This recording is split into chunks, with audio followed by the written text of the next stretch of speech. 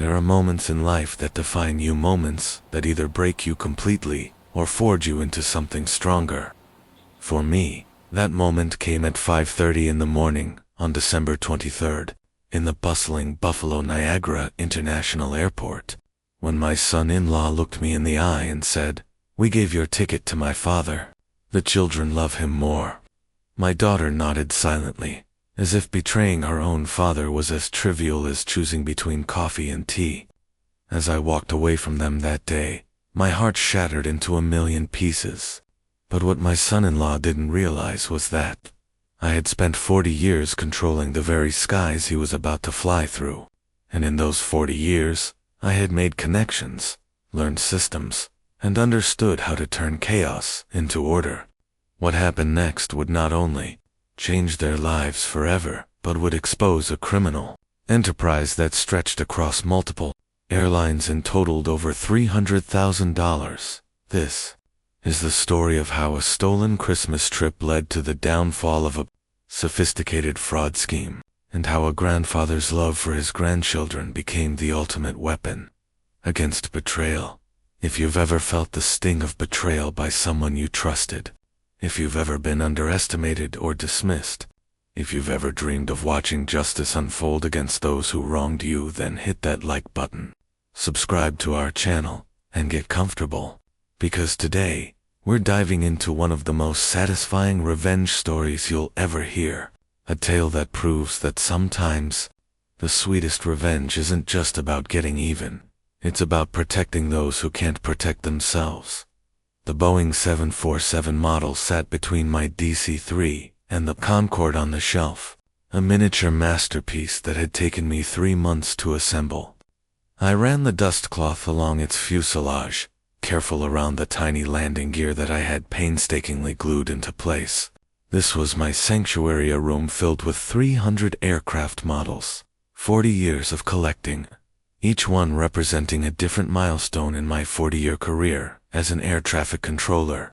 These planes were my legacy, my retirement hobby, my connection to a lifetime of guiding thousands of flights safely through the skies. The phone buzzed on my workbench, interrupting my peaceful ritual. Octavia lit up the screen, my daughter, my only child, the mother of my 2 beloved grandchildren. I smiled as I answered, "Hey, sweetheart. What's all the commotion?" "Dad, you're home? I've got everyone here." "Sophia, Obadiah, come say hi to Grandpa." Background noise exploded through the speaker, both children screaming at once, their voices overlapping in excitement. "Grandpa, Mommy says you have a surprise." I grinned, setting aside the dust cloth. "Well, I was going to wait until Sunday dinner, but since you're all there, how do you kids feel about New York City at Christmas?" Sophia's voice came through, crystal clear, filled with disbelief. "The real New York, with the big tree." "The real one," I confirmed. "Business class tickets, Broadway show, skating at Rockefeller Center, 5 tickets. You, me, Octavia, Thornton, and Mom." "Mom, we're going to New York," Sophia shrieked, and I had to pull the phone from my ear as the volume hit like a jet engine at full throttle. My eardrums had survived air traffic control towers for 4 decades, but these grandchildren of mine might finish the job. Octavia laughed in the background. "Dad, you didn't have to." "I wanted to," I said sincerely. "Flights are booked for December 23rd. We'll spend Christmas Eve and Christmas Day in Manhattan." "That's generous." Lester Thornton's voice came through, distant and flat. I noted the lack of enthusiasm, but dismissed it as him being tired after work. "Thornton, you there?" I asked. Yeah, it's great. Really great." Something in his tone made me pause. Not excitement, not gratitude, something else entirely, something calculated and cold. But before I could analyze it further, the call ended with more screaming from the kids about ice skating and seeing the Rockettes. I set the phone down and picked up the 747 model again. My hand trembled slightly, a subtle tremor I attributed to age. I put the model back on the shelf without placing it in its designated spot. A small disruption in the otherwise perfect order of my collection. 2 days crawled by with an uneasy feeling settling in my stomach. Thursday evening, headlights swept across my living room window. A car door slammed, then came knocking, too deliberate to be friendly. Thornton stood on my porch holding a bottle of Jameson, the expensive 18-year variety that costs more than my monthly grocery bill. Asterisk, brought you some whiskey, he said with a smile that didn't reach his eyes. Figured we could have a drink, just us guys. Not like you to drop by unannounced, I said, stepping aside to let him in. Everything okay? Everything's fine, he said, walking past me into the house. Can't a guy visit his father-in-law? He poured drinks without waiting for glasses, finding them himself in my kitchen cabinet like he'd lived here for years. He settled into my favorite armchair like he owned it, swirling the amber liquid in his glass. How's work? I asked, trying to make conversation. He waved his hand dismissively. Same old. Hey, I wanted to talk about the trip. My chest tightened. You're not canceling on me, are you? The kids are over the moon. No, it's just my dad, Oswald, he said, leaning forward. Ice clinked in his glass. He mentioned how he's always wanted to see New York at Christmas. The tree, the lights, all of it. Never got the chance. That's unfortunate, I said carefully. He's 64, not getting younger, Thornton continued, his tone becoming more persuasive. You know how it is. He doesn't have much, living on a fixed income since Mom passed. I set my glass down too carefully, the crystal making a sharp sound against the coaster. Thornton, what if he came instead? Just this once, he pressed. The kids love him. They call him Pop Pop. He'd really appreciate it. The whiskey burned in my throat. This is a family trip. My family, you, Octavia, the kids, and me. His expression shifted instantly. Warmth drained from his eyes, replaced by something hard and calculating. Right? Your family? He stood abruptly, chair legs scraping against my hardwood floors. Forget it. Bad idea. Thanks for the drink, Thornton. Sit down, I said, rising from my chair. Let's talk about this. Nothing to talk about, he said, already walking toward the door. See you at the airport. The door closed hard, not quite a slam, but close enough to make the picture frames on my wall rattle. His whiskey sat on the side table, full glass, untouched. $28 worth of Jameson sitting there. He brought it, poured it, left it. That's when I knew something was seriously wrong. Thornton never wastes alcohol. Never. I stood at the window, watching his taillights disappear down the street. I didn't move for a full minute. That uneasy feeling from the phone call 2 days ago came roaring back, now coupled with a sense of foreboding that I couldn't shake. Asterisk, I picked up the 747 model again. My hand shook worse this time, enough that I had to set the model down before I dropped it. Outside in his car, Thornton sat with the engine running as snow fell on his windshield. He dialed, waited. Dad, it's me, he said when the call connected. I couldn't hear the other voice, but I knew. Oswald. No, he didn't go for it, Thornton said. Yeah, I know what we discussed. Okay, plan B then? You sure about this? All right, I'll handle it. See you at the airport. He hung up, stared at my lit window where I stood, surrounded by model airplanes. Then he pulled away slowly, deliberately. I reached for the Boeing 747 again. My hand stopped midair. Something's coming. 6 days until departure.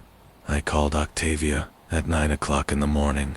It rang 6 times before she answered, her voice distant and distracted. Morning, sweetheart. Just checking in. Kids excited? Yeah, she said, her voice coming out flat, mechanical. They're excited. That's it. Just yeah, they're excited. I asked, Octavia, what's wrong? You sound, nothing's wrong, she said quickly. I'm busy. Can we talk later? Busy with what? It's 9 o'clock in the morning. Dad, please, she pleaded. I'll call you back. When later? I asked, but the line was already dead.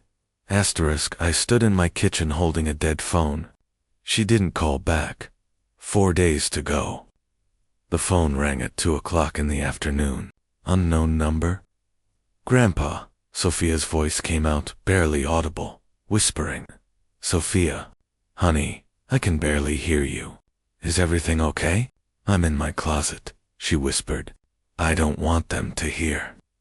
My pulse spiked. What's going on? Are you okay? I'm fine, she said. But Grandpa, something's weird. Daddy and Papa Pop keep talking in the garage. I heard them say your name. What did they say exactly? I asked, trying to keep my voice steady. I couldn't hear all of it, she admitted.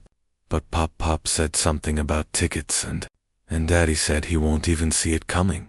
What does that mean? I asked, though I had a sinking feeling I already knew. I'm not sure, sweetheart, I said, controlling my voice for her sake. But listen to me. Someone's coming. I got to go. The call ended abruptly. 3 days. I walked next door to Sil Parker's house. He answered in slippers and a cardigan, coffee mug in hand.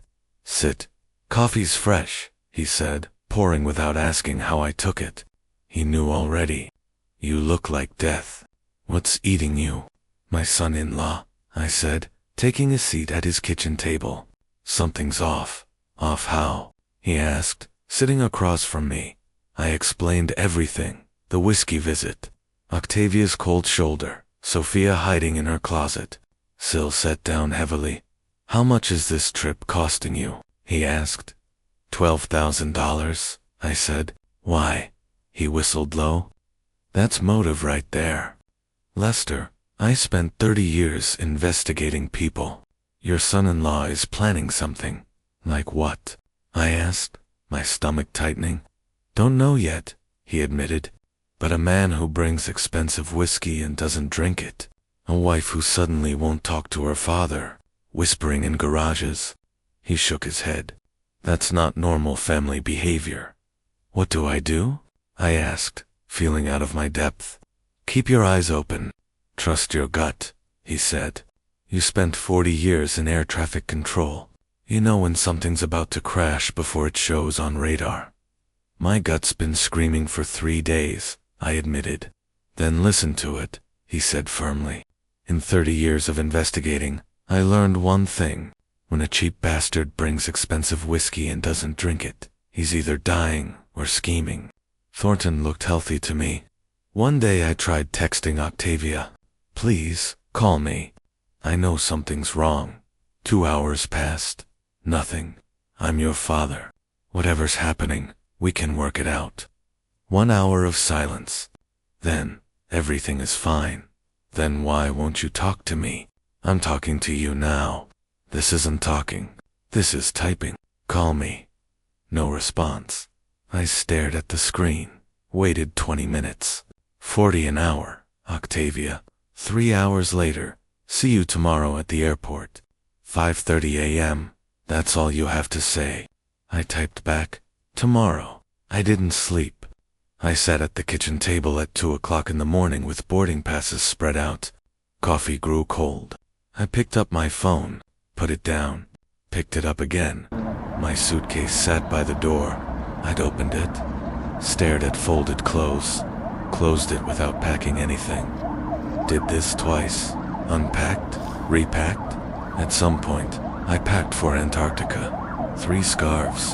I don't even own 3 scarves. Flight day. Buffalo Niagara International Airport at 5:30 in the morning. I circled the parking lot 3 times because a minivan kept stealing spots. I'd managed aircraft weighing 400,000 pounds traveling at 500 miles per hour. But this Honda Odyssey defeated me. Finally parked, I grabbed my bag and saw them near the entrance. My step faltered. Oswald stood with the family, smiling that broad smile, hands in his coat pockets. He wasn't supposed to be here. Sophia gripped Octavia's hand tight, saw me, and started forward. Thornton called her back sharply. She froze. Morning, everyone. Kids, you ready for? I stopped when Oswald turned that smile on me. Lester, good to see you, he said, as if this were perfectly normal. Oswald, I didn't know you'd be here to see us off, I said, confused. Thornton's voice came cold. He's not seeing us off. Obadiah tugged my coat. Grandpa, why is everyone acting weird? Sophia stayed quiet, wouldn't let go of my hand, squeezed so hard my fingers went numb. What's going on? I asked, looking at Octavia. She stared at the ground, wouldn't look at me. We'll explain at check-in. Let's get in line. Thornton started walking. We're running late. I checked my watch. We're 40 minutes early. Just move, he snapped. We walked to the check-in counter. Nobody spoke. Obadiah bounced on his heels, oblivious. Can we get McDonald's after we check in? The agent called out. Next in line, please. Thornton stepped between me and the counter, blocking my path. Lester, we need to talk. We can talk after we check in, I said, trying to move around him. Oswald moved closer, still smiling. This won't take long. There's been a change of plans. I looked at Octavia. What kind of change? Her eyes stayed down, voice barely audible. Thornton, I'll handle this. Sophia pulled my hand. Grandpa, I want to go with you. Thornton ignored her. Lester, he began, his mouth opening. Words came out. We gave your ticket to my father. The coffee cup slipped in my hand. I caught it awkwardly, hot liquid splashing my coat sleeve. I didn't feel the burn. You. What? ISTAMMERED. Oswald stepped forward with luggage. Bright orange suitcase with a tag reading World's Best Grandpa. He smiled that broad smile. Surprise. I'm going to the Big Apple. My mouth opened. Nothing came out. I swallowed. Tried again.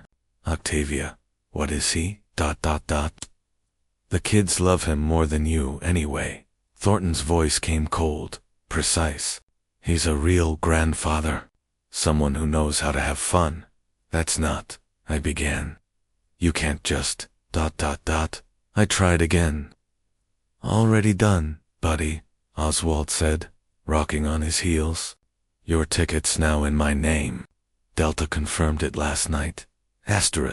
Last night, while I sat in my kitchen staring at boarding passes at 2 o'clock in the morning. They were on the phone transferring my seat.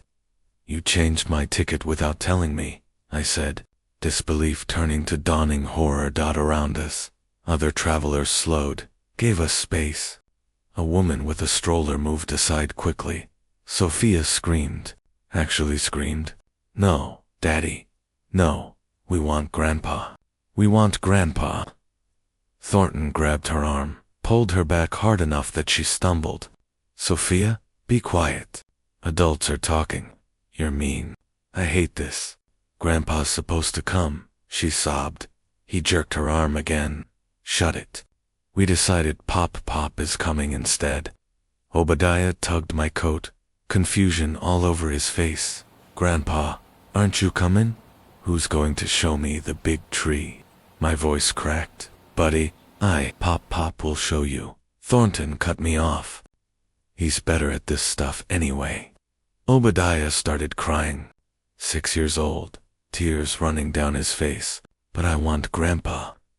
I looked at Octavia. She stood there, purse clutched like a shield, eyes on the floor tiles. Wouldn't look at me. Octavia, look at me, I pleaded. Nothing. Look at me, I said louder. She lifted her eyes for half a second, dropped them again. Her lips moved without sound, maybe saying sorry, maybe not. Is this true? Did you agree to this? I asked. She nodded barely, but she nodded. Why? After everything. Why? Because she's my wife. Thornton answered for her. She does what's best for our family. I'm her father, I said, my voice rising. You're a retired old man with a house full of toy airplanes, he sneered. Oswald is vibrant, active. The kids actually enjoy him. Oswald laughed. put his hand on my shoulder, patronizing, like I was a child who needed comforting. Nothing personal, Lester. Just how it is. I jerked away. His hand fell. The terminal sounds faded. PA announcements became white noise. My vision blurred at the edges. Chest tightened like someone was standing on it. I was holding a $7 airport Starbucks coffee. Burnt my hand when I almost dropped it. That coffee costs $7. And I couldn't even enjoy the pain properly because I was too busy having my heart ripped out. Sophia grabbed my hand. Squeezed hard. Grandpa, don't go. Don't leave us. I crouched down. I level with her. Tears everywhere. It's okay, sweetheart. You'll have fun with Pop Pop. I don't want Pop Pop. I want you, she sobbed. Standing up took effort. My legs felt wrong, like they belonged to someone else. Enjoy the show, the skating, all of it, I said, my voice hollow. Thornton's face lit up, triumphant. We will, Oswald smirked. Sure you don't want to wait around and wave goodbye. They laughed. Thornton and Oswald high-fived, like they'd won the Super Bowl instead of stolen a Christmas trip from a 68-year-old man. Their palms made that slapping sound you hear in every bad action movie. I turned. Started walking, one foot, then the other. Mechanical, automated, toward the exit doors. Away from my granddaughter crying. Away from my daughter who wouldn't look at me. Away from everything. The automatic doors approached, opened. Cold air hit my face. Snow falling heavier now outside. My hand reached for the glass. Pressed flat against it. My reflection stared back. Old man defeated. Behind my reflection, deeper in the terminal, I could see them. Thornton with his arm around Oswald's shoulder, laughing. Something clicked. I worked here 40 years. I have connections. My phone came out, hands shaking. Took 3 tries to hit the right contact. Ted O'Brien, senior Delta manager, owed me more favors than I could count. Minneapolis, the Hernandez situation. That thing in 2019 nobody talks about. I moved to a pillar. Leaned against it. Needed the support. Asterisk. The phone rang twice. Lester, it's 5:30 in the morning. You, at the airport. I need your help right now. What's wrong? You sound. My son-in-law just stole my ticket. Gave it to his father. My granddaughter is crying. I need immediate assistance. Silence then. Wait. What? Stole your... The tickets are in my name. I'm the purchaser. My credit card? I never authorized any changes. Where are you? Ted asked, his voice now alert. Delta check-in area. I'm not in yet. I'm calling in every favor. 40 years. Remember Minneapolis? Remember the Hernandez situation? Long pause. Where are you? Delta check-in area. I'll be near the service corridor entrance. I'm 20 minutes out. Do not do anything until I get there. 20 minutes. I'll wait. Lester, thank you. I ended the call. Turned around. Across the terminal. They were still celebrating. Oswald had his orange suitcase. That world's best grandpa tag mocking me from 50 yards away. Sophia sat on her suitcase now. Face buried in her hands, shoulders shaking. Obadiah stood alone, sucking his thumb. Something he hasn't done in 2 years. My hands stopped shaking. 20 minutes. I can wait 20 minutes. Time to work.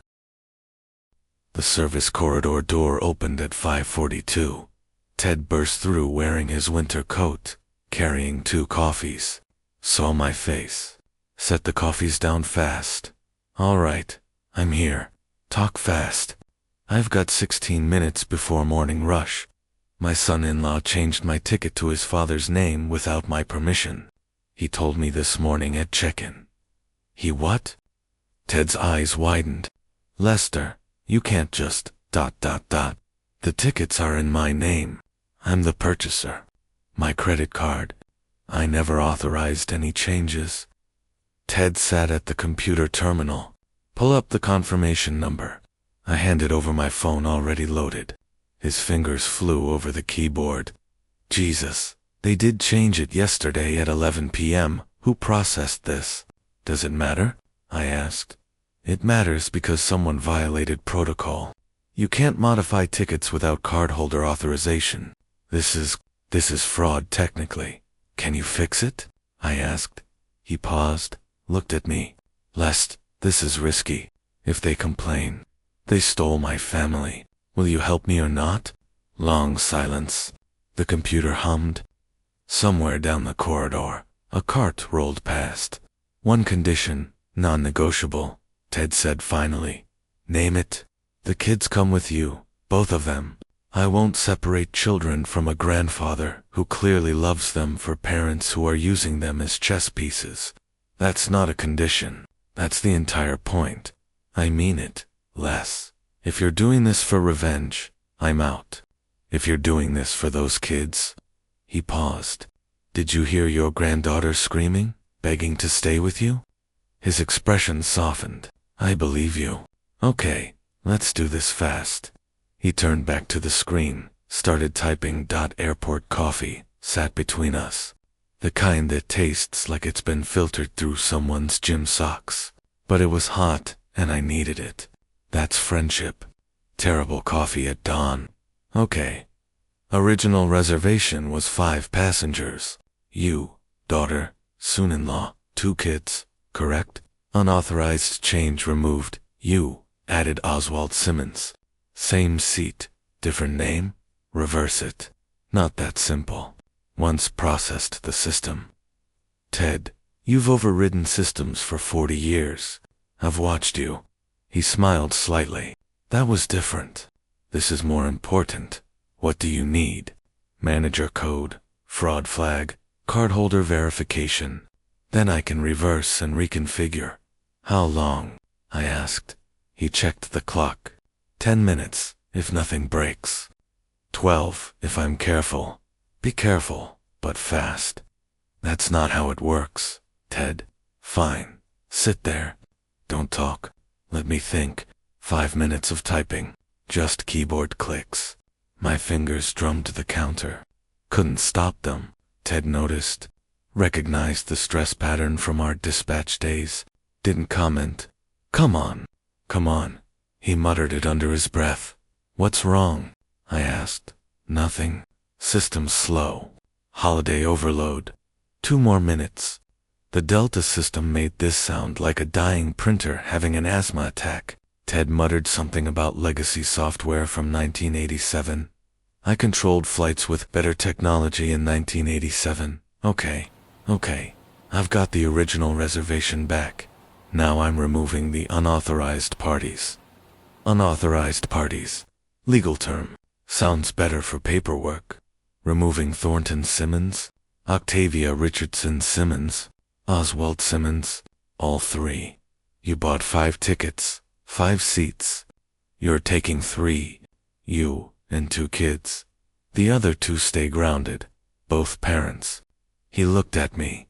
You want your daughter on that plane after what she did? I opened my mouth, closed it. 90 seconds passed while I wrestled with that question. She's my daughter, but she nodded. She enabled this. She watched her children cry. No. Final config. Lester Richardson. Sophia Simmons. Obadiah Simmons. Enter. Key press. Pause. The computer beeped. We exhaled simultaneously. Hadn't realized we'd been holding our breath. Done? You're checked in. Boarding Group A. Gates printing passes now. I stood, straightened my coat, ran a hand through my hair, forced my shoulders to relax. Physical preparation for confrontation. Ted, thank you. Go get your grandkids. Asterisk. I walked through the corridor, emerged into the public area. Thornton saw me, frowned, confused why I was coming from the employee section. I kept walking, steady pace. Sophia, Obadiah, come here, please. What are you? Where have you been? Thornton asked. Kids, we need to board. Let's go, he said, reaching for them. Sophia jumped up from her suitcase. We're going with you. Obadiah looked confused. But Mom and Dad. Just you two and Grandpa. Like I promised, I said. What are you talking about? Octavia asked, finally looking up. Oswald stepped forward. Lester, I think there's been a misunderstanding. No misunderstanding, I said calmly. I paid $12,000. My name, my credit card. I decide who flies. The tickets are changed, Thornton insisted. I changed them yesterday without my authorization. That's called fraud. But I fixed it, Octavia whispered. Fixed it. The children are coming with me. You three are staying here. Thornton's face went red. You can't. That's not ... What did you do? Octavia asked. I corrected an unauthorized change. Delta was very helpful. Oswald pulled out his phone. This is ridiculous. I have a boarding pass right here. That's been canceled. Check your email. Thornton checked his phone. His face went from red to purple. You son of a... Children present, I reminded him. He lunged forward, reached for Sophia's arm. Wild movement. Desperate. Sophia, you're not going anywhere. Sophia backed away. Dad, stop. I stepped between them. Don't touch her. She's my daughter. Sir, please, step away from the child. The security officer appeared from my left. Female badge reading Martinez. Her partner came from the right. Thornton tried to push past me. This is my daughter. He's kidnapping her. The male officer addressed him directly. Sir, I need you to step back now. This is insane, Thornton sputtered. Sir, is that your daughter? The male officer pointed at Sophia. Sophia's voice came out frightened, small. He's my dad, but I want to go with Grandpa. Martinez looked at me. Are these your grandchildren? Yes, I have custody for this trip. I'm the ticket holder. Do you have documentation showing custody? The male officer asked Thornton. I don't need. I'm her father. Sir, we received a report of aggressive behavior. I need to see your identification. Behind them, Octavia stepped backward away from Thornton, hand over her mouth, eyes wide. First time she'd moved independently since this started, putting distance between herself and his violence. This is insane. Sir, identification now, or we'll escalate this. Ted emerged from the corridor, walked to me without a word, handed me 3 boarding passes. Thornton saw this. No, you can't. Those are our seats. Oswald stared at his phone, refreshing his canceled boarding pass over and over. I watched his face when it said canceled. That's what Schadenfreude looks like. Martinez spoke into a radio. We're going to need backup at Delta check-in. I checked my watch. 5:58. Boarding starts in 22 minutes.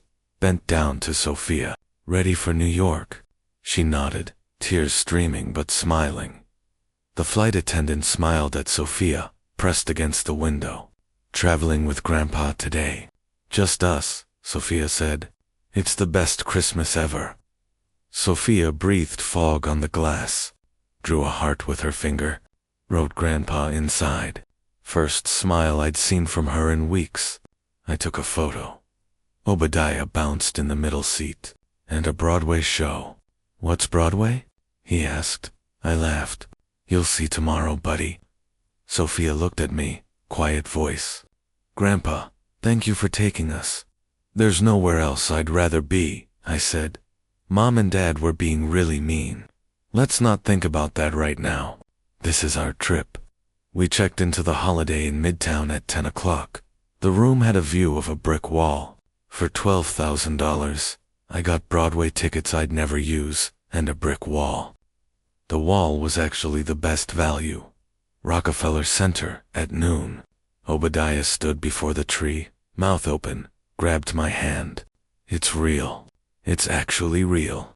Simple childhood wonder. After weeks of adult tension and whispered threats, he got to be 6 years old again. Hot chocolate at a cafe nearby. Children sat close, one on each side. Sophia leaned her head on my shoulder. Physical closeness they couldn't show around their parents. Obadiah ordered extra marshmallows. The barista gave him 11. I counted. The kid defeated Oswald's insurance scam with better negotiating skills than his father ever had. We walked through Times Square, saw a street performer dressed as Spider-Man, ate overpriced pizza, did everything tourists do. The children needed normal. They got it back at the hotel by 8:30, both exhausted. Sophia sat on the edge of her bed, brushing her teeth in the bathroom mirror, legs swinging. She stopped mid-swing. Grandpa. Yes, sweetheart. Can I tell you something? Something I heard. I sat on my bed. Of course. What is it? She came out, sat beside me. Daddy told Mommy, he said, when you die, they're going to sell your house. My chest tightened, kept my voice neutral. When did you hear this? 2 weeks ago. I was getting water. They didn't know I was there. What else did they say? Mommy said, that's awful. We can't. But Daddy said, he won't know. He'll be gone. Did your mom agree? Sophia whispered. She cried, but she didn't say no. From the other bed, Obadiah piped up. I heard stuff too, about airplanes. What about airplanes? I asked. Grandpa Oswald, not you. The other grandpa. He talked about money from airplanes. Big money. My pulse quickened. When was this? Lots of times in the garage. I was playing with my cars. Sophia frowned at him. Obadiah, you weren't supposed to be in the garage. They didn't see me, he said. I was quiet, like a mouse. What exactly did Oswald say about airplanes? I asked. He shrugged. Something about passengers getting hurt and insurance. I didn't understand. Do you remember anything else? Oh, I recorded it, he said. I record everything on my tablet. My heart stopped. You recorded them? He dug in his backpack, pulled out his tablet, proud smile. Unhung? See? I have this app. It's always on. Always on. I asked, my voice barely steady. How long? 3 months. Look, there's Daddy talking to Grandpa Oswald. There's another one. There's ... double quotes. Can I listen to one? I asked. Sure. This one's good. They said bad words. He giggled, handed me the tablet. I pressed play. Background, garage sounds, tools, someone moving, something metal. Then voices, Oswald's voice. 3 claims this month. 2 went through, 1's pending. Thornton. How much? Oswald. 12 grand from United, 15 from Delta. Pending is Southwest. Probably 20. Thornton laughed. And you're sure using Lester's credentials works? Oswald. Beautiful. Retired air traffic controller. Perfect credibility. We file as concerned industry veteran reporting safety issues. Airlines pay out to avoid investigation. Thornton. He has no idea. Oswald. Keep it that way. When this trip happens, we'll have him out of town. Perfect timing for the big claims. The audio ended. My hand tightened on the tablet. Knuckles white. Replayed it. Then again. 3rd time I took notes on the hotel notepad. Obadiah, do you know what this means? I asked. He shook his head. Are they in trouble? Sophia understood more. They're doing something bad, aren't they? I told Obadiah. He recorded everything. Everything. His teacher reading books. His mom making dinner. The cat meowing. The kid accidentally became an FBI surveillance operation. Best 6-year-old investigator in New York State. You did nothing wrong. Both of you, I said. But I need to keep this safe. Can Grandpa hold on to your tablet for a little while? Okay? Don't delete my games. I won't. After they fell asleep, I went to the bathroom, closed the door, slid down the wall to the floor. For 60 seconds, I let myself feel it. The full weight of their betrayal. Not just the ticket, not just Christmas. They were going to frame me for federal fraud. Then I stood, washed my face, looked at myself in the mirror. Time to work called Celeste Morrison. She answered on the second ring. Celeste, it's Lester. I need you now. Lester, it's 9 at night. Are you? I have evidence of insurance fraud, federal level, and they tried to frame me. Immediately alert. What kind of evidence? Audio recording. My grandson accidentally captured my son-in-law and his father discussing fake insurance claims using my credentials. Holy, ... She paused. Okay. Don't touch the original file. Make copies. Multiple copies. Send one to me right now. Already done. Check your email. When did you get this? 20 minutes ago. I've listened 3 times. They mention specific airlines, amounts, and using my name. Lester, this is serious. Federal fraud, identity theft, conspiracy. We're talking years in prison for them. Good. But we need to be careful. If they realize you have this, they won't? They won't. I'm in Manhattan. They think I'm broken. How are the kids safe? With me. And they're staying with me. Called Syl next. Lester, you okay? I need your police contacts. Federal level if you have them.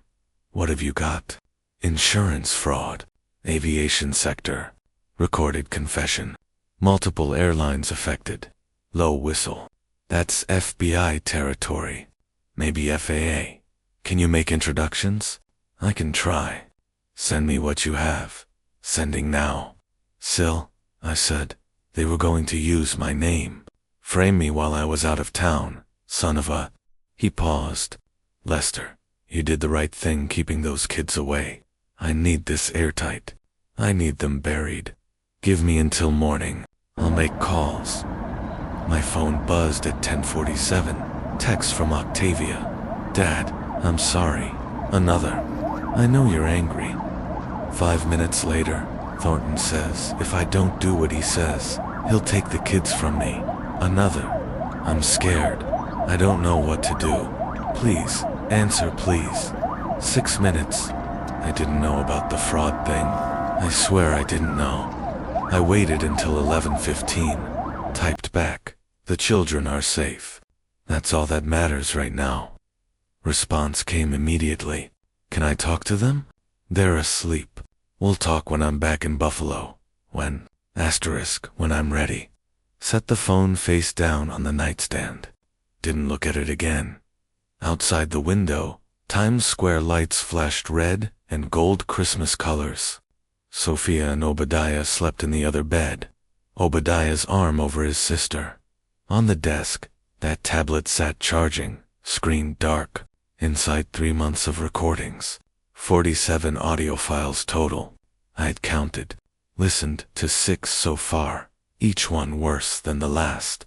United Airlines, Delta, Southwest, JetBlue. Names of passengers who never filed claims. Amounts adding up to 6 figures, maybe more. My phone buzzed again. Another text from Octavia. Didn't look. Instead, I pulled out the hotel notepad. Started writing names. Airlines. Contacts. Dates called. Phone charger. Coffee pot relocated nearby. Called Celeste at noon.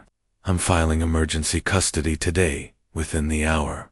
On what grounds? Dangerous parental behavior. Criminal investigation. Psychological harm to children. We have airport security reports of Thornton attempting to physically restrain Sophia. We have your granddaughter's statement about death threats and house seizure plans. We have audio evidence of federal fraud. Is it enough for temporary custody? Absolutely. The airport incident alone is powerful. Security witnessed him trying to grab his child while she was screaming for you. What about Octavia? What about her? She's still there, Mother. She stood silent while her husband stole Christmas from her children and attempted to frame her father for federal crimes. She can petition for supervised visitation if she wants. I paused. Long moment. File it. You're sure this will destroy what's left of your relationship? She destroyed it at the airport. 2:47 p.m. courthouse. Celeste handed papers to the clerk. Emergency petitions stamped. Strategic timing. Then I started making calls. Charlie Brewster at United Airlines. Charlie, it's Lester Richardson from Buffalo, Niagara. Yes, long time. Listen, I wanted to give you a heads up about something. There's a consultant named Oswald Simmons making claims on behalf of passengers. Yes, insurance claims. I can't say much, but there's an investigation. Just thought you should know to flag any claims connected to that name. Marissa Chen at FAA Buffalo office. Marissa, this is Lester Richardson. Good, good. The kids are wonderful. Hey, I need to report something through unofficial channels first. There's an individual filing suspicious aviation safety complaints.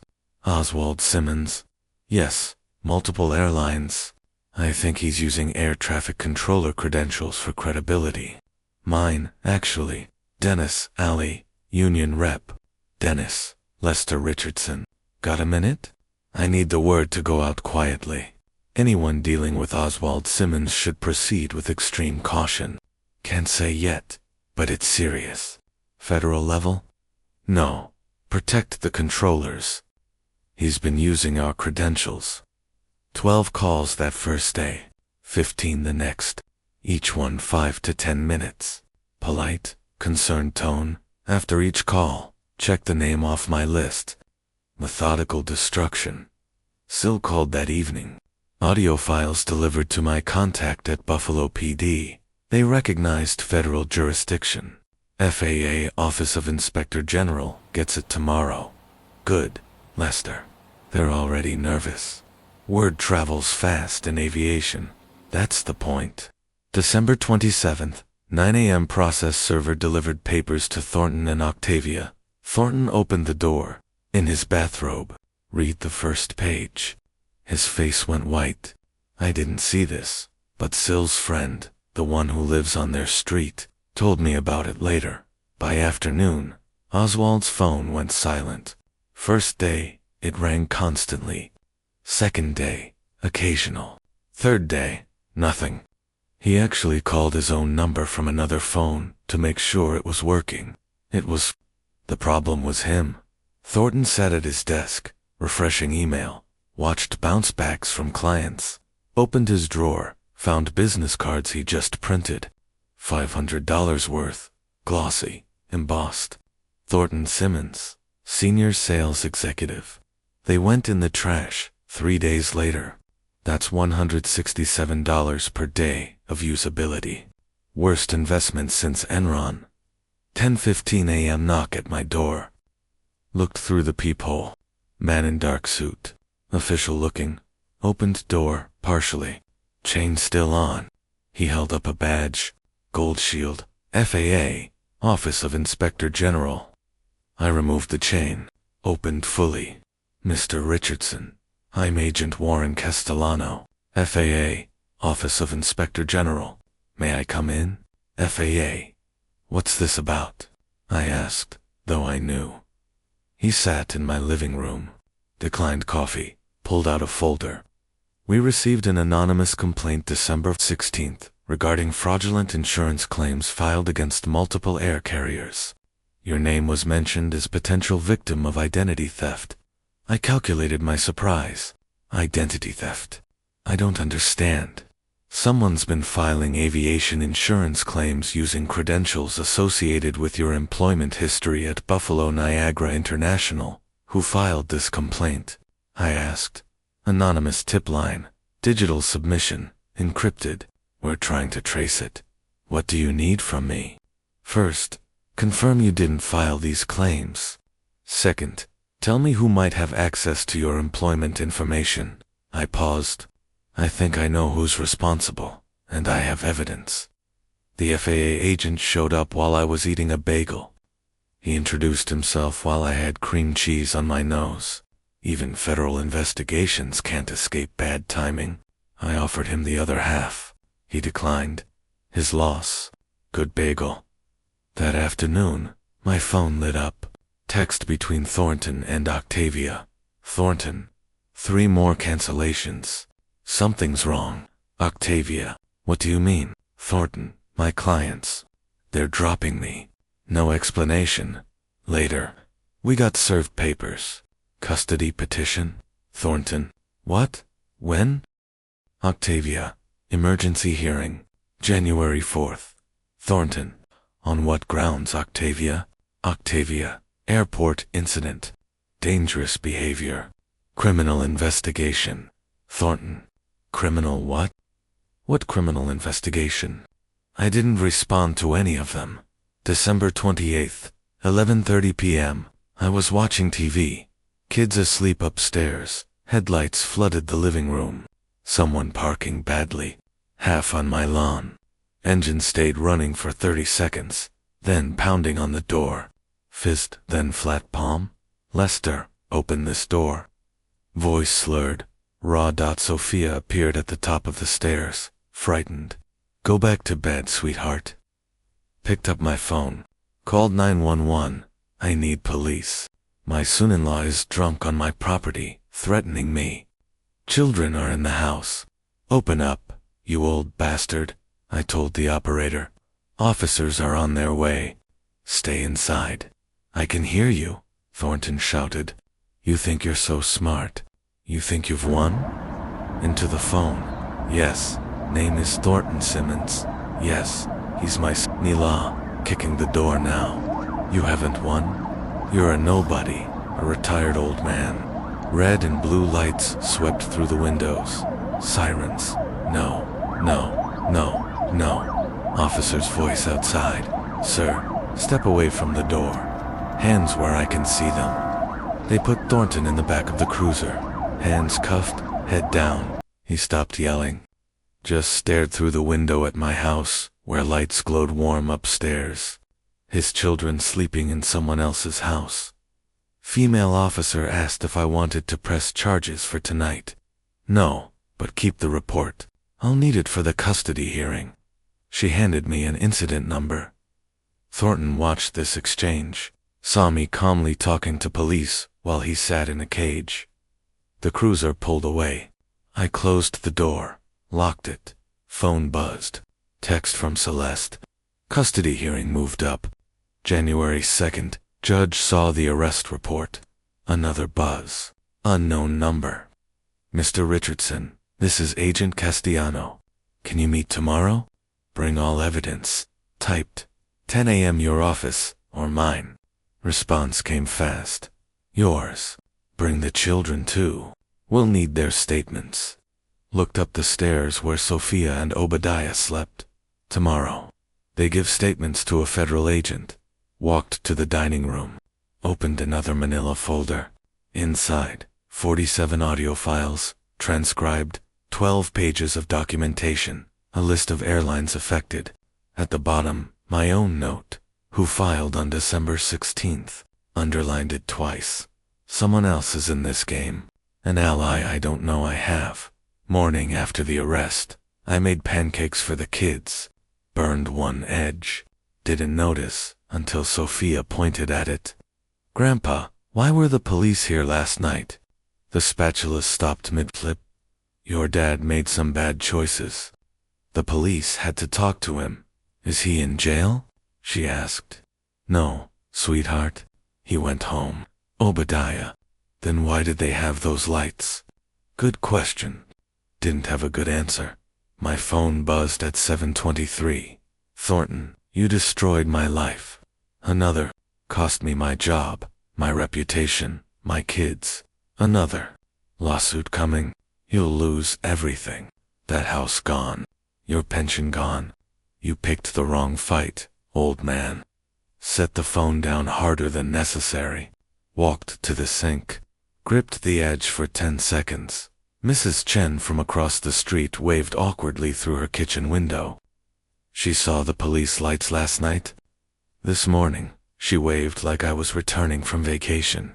Awkward little finger wave. I waved back. We both pretended flashing cruisers at midnight are totally normal. 2 p.m. doorbell. Process server. Official papers. Stood in my hallway reading. Didn't move for 5 minutes. Defamation lawsuit. Oswald Simmons versus Lester Richardson. claiming I spread malicious lies that destroyed his business reputation. $250,000 in damages. Drove to Celeste's office at 3. She slid papers across her desk. Oswald hired Marcus Brennan. Should I know that name? $800 an hour defamation specialist. Won the Harrington case last year. $50 million. Verdict. Against who? I asked. A newspaper. Oswald's claiming you maliciously destroyed his business through false statements, she continued. But I have proof. Doesn't matter for this kind of suit, she said. He's not claiming you lied. He's claiming you damaged him regardless of truth. It's a nuisance suit designed to drain your resources. How much to defend? $52,75,000. Maybe more if it goes to trial. Long silence. I don't have that. You have the house. The house is for the kids. For Sophia and Obadiah's future. Then we need to end this fast. The FAA investigation is our best weapon. How long until that pays off? Federal cases. Could be months. Could be a year. I can't fight a legal battle for a year. Sat in my car after. Engine off. Temperature dropping. Didn't turn the heat on. Just sat. 6 p.m. kids doing homework upstairs. I sat on the couch. Remote in hand. Thumb on power button. Didn't press. Got my notepad. Started writing numbers. Lawyer fees. Custody costs. Potential lawsuit loss. House value. Retirement accounts. Crossed out numbers. Rewrote them. The page filled with calculations leading nowhere good. Removed my glasses. Pinched the bridge of my nose. When I opened my eyes, vision blurred. Didn't know if it was pressure or tears. Pulled out my phone. Typed to Celeste. Can we settle? Stared at it. Deleted it. Retyped. What are my options? Asterisk stared. Deleted. Set phone down. Picked it up. Set it down. Talked to myself. Empty room. 9 p.m. firm knock at the door. 3 precise raps. Military knock. Looked through peephole. Froze. Opened the door. Isadora stood there in army jacket. Duffel over shoulder. Dad. Isadora. What are you? How did you? She stepped inside. Emergency leave. Flew into JFK 3 hours ago. Drove straight here. You didn't have to. Yes, I did. Where are my niece and nephew? Upstairs. Asleep. Her voice hardened. And where's Thornton? Released on bail? Sent threatening text this morning. Showed her the phone. She read, jaw tightening. Okay. Where's Octavia? Her house. Amherst. Haven't spoken to her since New York. Good. Keep it that way. What about the lawsuit? I asked. How do you know about ... She stopped. I know everything, Dad. That's why I'm here. We hugged. First time my posture relaxed in days. She's taller than me. Military fit. Smells like airplane and mint gum. She held me tight. I'm here, Dad. I'm here. She dropped the duffel. It hit my floor with a thud, like it contained either evidence or a body. She opened it. Evidence. Barely different. Pulled out a laptop. Military-grade encryption. Opened folders. Thornton investigation. Oswald financial. Insurance fraud. Evidence. All dated September through December 2024. Celeste said someone filed an anonymous FAA report December 16th, I said. She looked at me. That was me. What? I stood. You? How did you?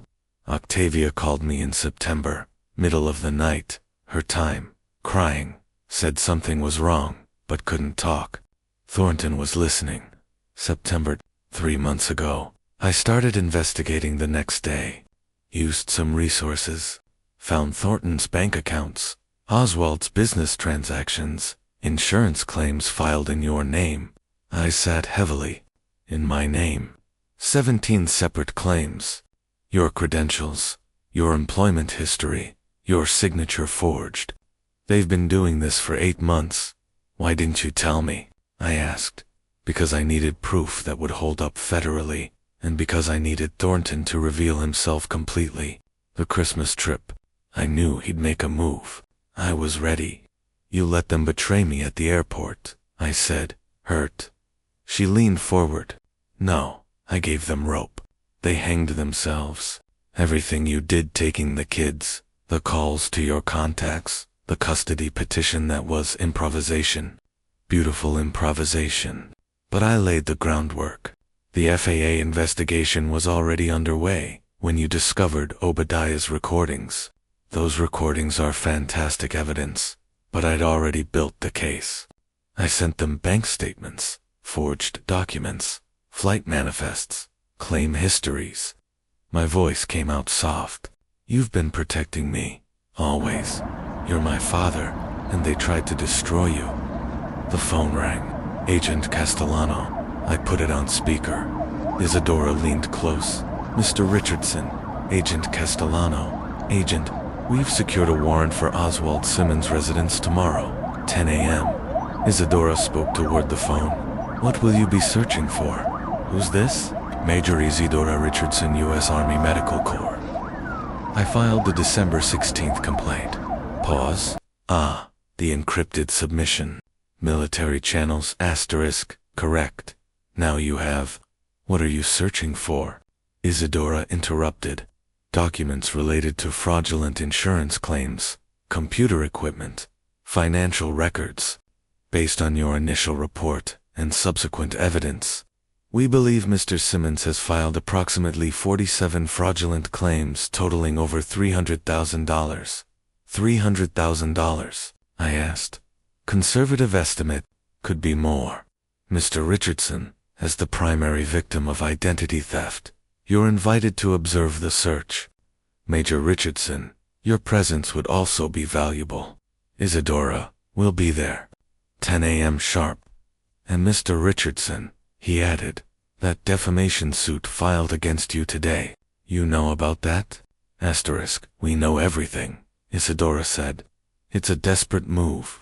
Once we execute this warrant, that suit becomes irrelevant. You'll be a federal witness, not a defendant. I exhaled. Thank you. After he hung up, we sat in silence for 30 seconds. Asterisk, we should get some sleep, Isadora said finally. Tomorrow's going to be long. Asterisk, I nodded, but didn't move. Is it ... I began. She looked at me. Thank you for ... I gestured at the laptop. For protecting me when I didn't know I needed it. Asterisk, she smiled. Rare for her. Genuine. That's what family does. Dad. Real family. Emphasis on real. We both knew who she meant. My phone buzzed. Celeste. Castano called me. Search warrant approved. That defamation suit is dead. Get some rest. Another buzz. Unknown number. Mr. Richardson, Oswald Simmons. We need to talk, please. Before tomorrow? I can explain everything. Showed it to Isadora. She read it, snorted. Desperation. He knows what they'll find tomorrow. I deleted it, blocked the number. I'm done talking. 10 a.m. 3 FAA agents, plus Agent Castellano, pulled up to Oswald's house. 2 FBI agents, 1 local PD officer. We sat across the street in my Honda. Isadora had binoculars. Military habit. Castellano knocked, held up the warrant. Oswald opened the door in a bathrobe, tried to close it. Agent's foot blocked it. Mr. Simmons, we have a warrant. Step aside. Oswald tried arguing, couldn't hear the words, saw the body language. Hands up, defensive. Agent pointing at warrant, then at door. Professional, not aggressive, just inevitable. Oswald stepped aside. 6 agents entered. 2 carried empty file boxes. 3 agents in the office, Isadora reported. 2 in living room. 1 standing with Oswald. What are they doing? I asked. Photographing everything. Bagging documents. Standard evidence collection. Through the front window. Camera flashes. 1 agent at Oswald's computer. Another photographing papers on the desk. First evidence. Box came out at 10:47. Agent carried it carefully to their vehicle. Second box at 11:03. Third at 11:15. I counted them. Isadora photographed them. One agent emerged holding an external hard drive like it was radioactive, sealed in an evidence bag labeled computer equipment, Exhibit D. 12:27. Thornton's BMW screeched up, parked half on the lawn, left door open, engine running, ran toward the house. Agent intercepted him at the door, showed him the warrant. Thornton read it, face going white. Agent stepped aside, let him enter. Through the windows, Thornton found Oswald in the living room, pointed at his father. Oswald stood, yelled back. Voices carried through open windows, told me it was safe. No risk. Needed the money? Your idea to use Lester. My idea. You're the one who... Agent's calm voice. Gentlemen, you're both making statements without counsel present. I don't need counsel. He's the criminal. I'm the criminal. You signed half these documents. 20 minutes of this. Agents writing notes, recording everything. Then Thornton separated from Oswald, walked to Castellano, spoke quietly. Oswald watched his face. Disbelief, horror, hatred. Castellano produced papers. Cooperation agreement. Thornton signed without reading. 3 copies. His hand shook, but he signed. After Thornton signed, Oswald sat heavily on the couch, put his face in his hands, shoulders shaking. Agents gave him space. One photographed him. Evidence of mental state. He didn't move for 15 minutes, just sat there while agents worked around him. He looks smaller than I remember, I said. That's defeat, Isadora said. It shrinks people. He tried to destroy me, frame me, steal from me, I know. So why do I feel? Not good, not bad, just empty. Because revenge doesn't feel like the movies, she said. It feels like watching someone else's life end. Is that normal? I think it means you're a good person, Dad. Even when they weren't. One agent called from the office. Got something here. Castellano walked over. What is it? Computer desktop. Excel file named Secret Projects. Excel's secret projects on the desktop, Isadora muttered. Amateurs. It's a full ledger, the agent continued. Dates, airlines, amounts, percentages, everything. Pause. They kept it on the desktop. Welcome to federal fraud investigation, Castellano said dryly. Nobody said criminals were smart. I looked at Isadora. I joked about an Excel file. I actually joked about it. Reality is often dumber than fiction, she said. 1:30 p.m. Mercedes pulled up. Expensive car, expensive suit. Marcus Brennan, where's my client? He asked, striding toward the house. Mr. Simmons has been arrested. He's being processed. On what charges? Wire fraud, mail fraud, identity theft, federal charges. I need to see the warrant. His son just agreed to cooperate fully against him. Your client's testimony is irrelevant. His son? Yes. Complete cooperation, agreement. Brennan paused, turned, walked back to his Mercedes. $800 an hour, I said. 5-minute conversation, Isadora noted. He earned more walking to his car than I make in an hour. Castellano approached Oswald, spoke quietly. Oswald stood slowly, turned, hands behind back, accepted handcuffs without resistance. When they put him in the police car, I turned my head, looked out the opposite window. Didn't watch that part. Isadora noticed, said nothing. Her phone rang. Octavia. She looked at me. I shook my head. She answered. Octavia. One-sided conversation.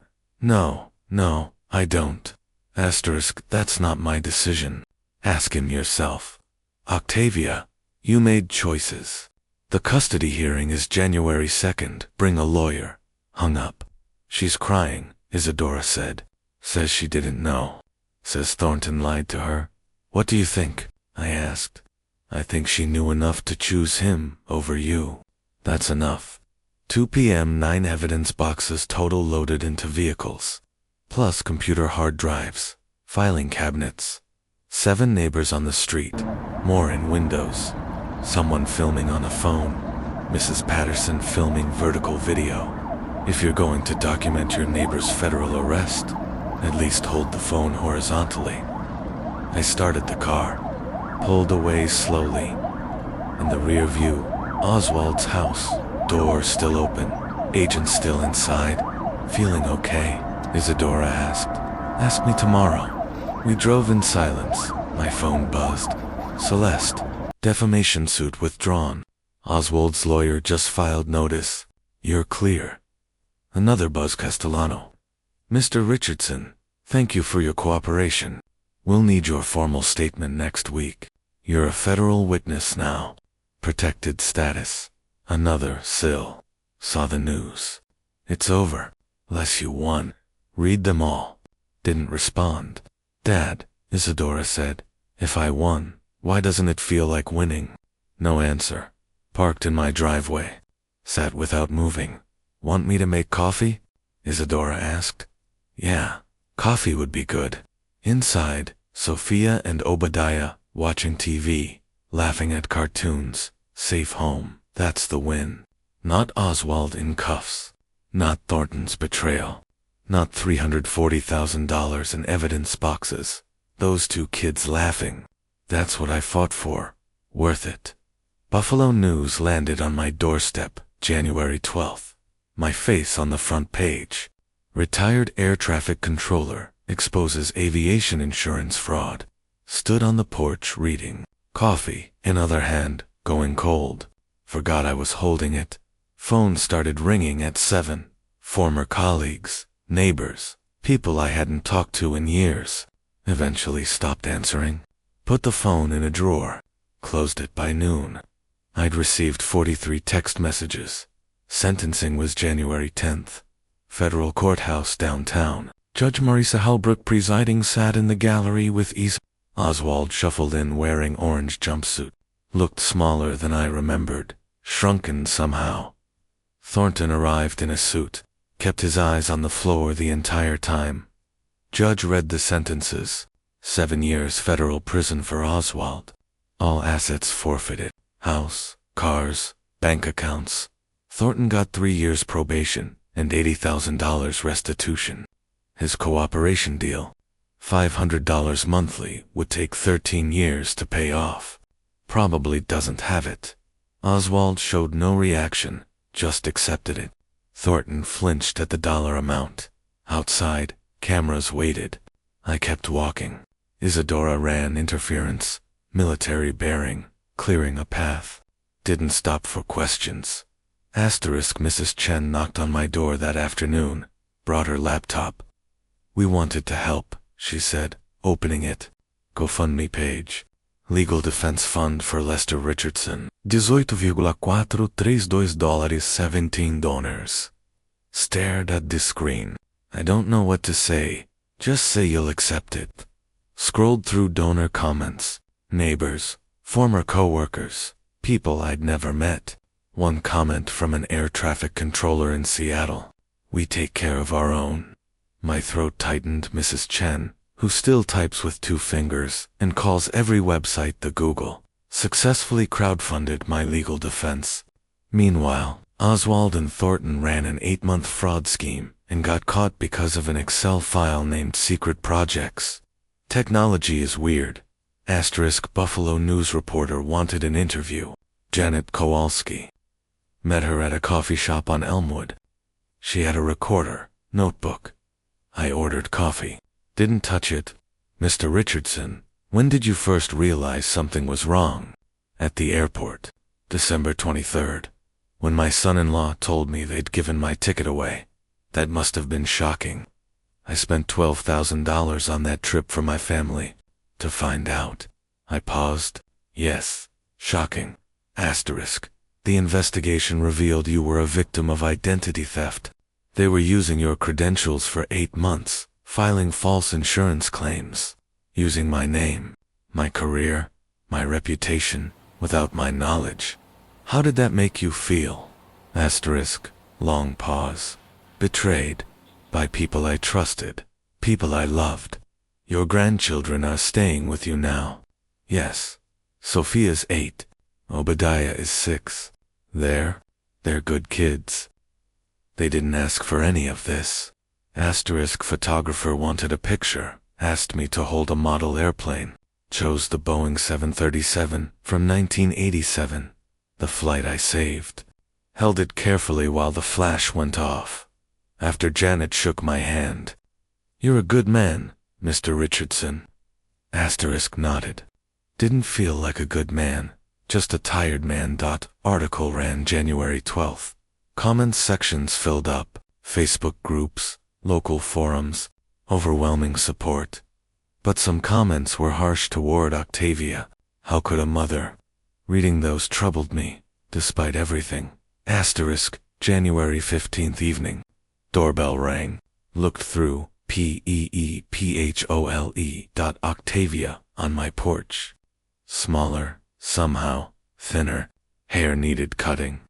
She hugged herself against the cold, my hand on the knob, paused, deep breath, opened the door slowly.